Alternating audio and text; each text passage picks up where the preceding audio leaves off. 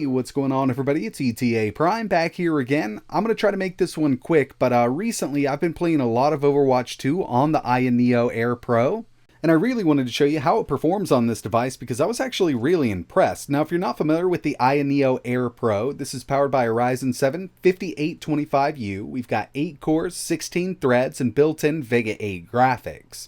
I've done a full review video on the Pro and the non-Pro model. If you're interested in checking those videos out, I'll leave a link in the description. But for Overwatch 2, I've got the TDP on this set to 12 watts. And once we get into gameplay, you'll see I have Afterburner running up in the top left-hand corner. And I also want to show this running in docked mode. Now in docked mode, I can go up to 18 watts with this device. I've got power plugged in, so I don't have to worry about battery life there. But even at 12 watts in handheld mode, this is really impressive.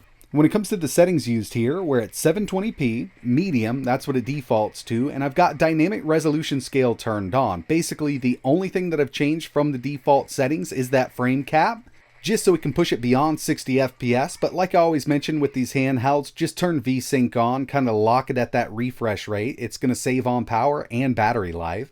But as you can see, we can get well over 60 FPS, 720p medium settings in Overwatch 2, and we're only at 12 watts.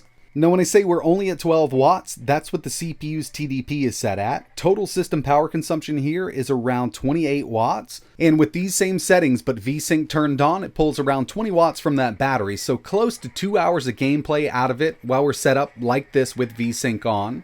But we can get a little more out of it. And by the end of this video, I'll show you my optimized battery settings.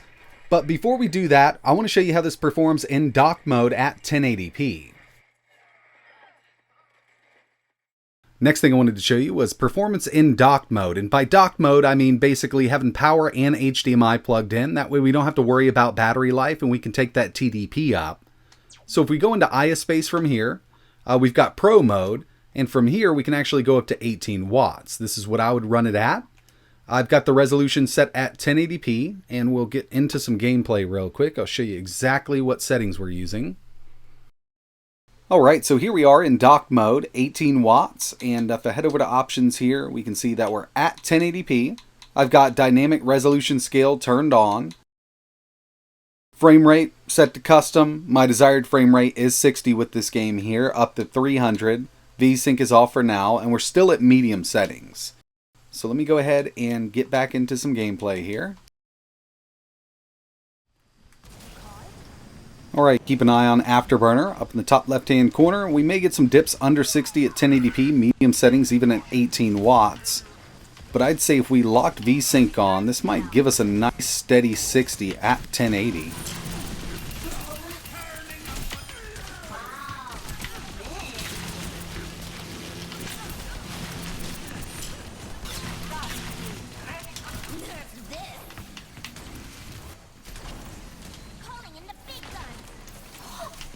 So far, not bad at all, actually.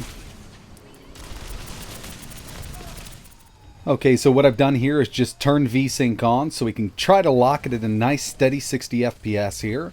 Still at 1080, medium settings, dynamic resolution scale is on. So far, so good. But we do need to kind of get up in it. And yeah, you can see that we've got those dips down into the mid-50s. Got stuck right there. I knew that was going to happen.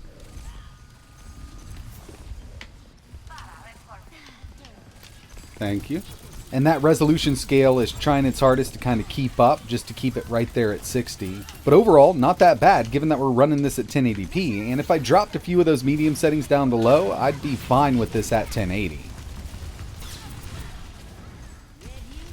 And the final thing I wanted to show off here was Overwatch 2 running at 8 watts on this device. So TDP is at 8 watts. We're getting total system power consumption of around 15 watts, and that's the screen, speakers, that's the real-time wattage that's being pulled from this 38 watt-hour battery. So with this, we can get around 2.5 hours of gameplay out of it, which really isn't too bad. Low settings, dynamic resolution scale turned on, 720p. And we've also got VSync turned on, and it's doing a really great job trying to keep that right there at 60. In my opinion, it's perfectly playable, and it does look really good on this OLED display. But yeah, that's going to wrap it up for this video. I just kind of wanted to show this off really quickly because I've been playing this game quite a bit on this handheld, along with other handhelds that I own. But in the end, yeah, Overwatch 2 can run pretty well on the AYANEO Pro. If there's any other games you want to see tested on this device or any other x86 handheld that's out there on the market right now, just let me know in the comments below. And like always, thanks for watching.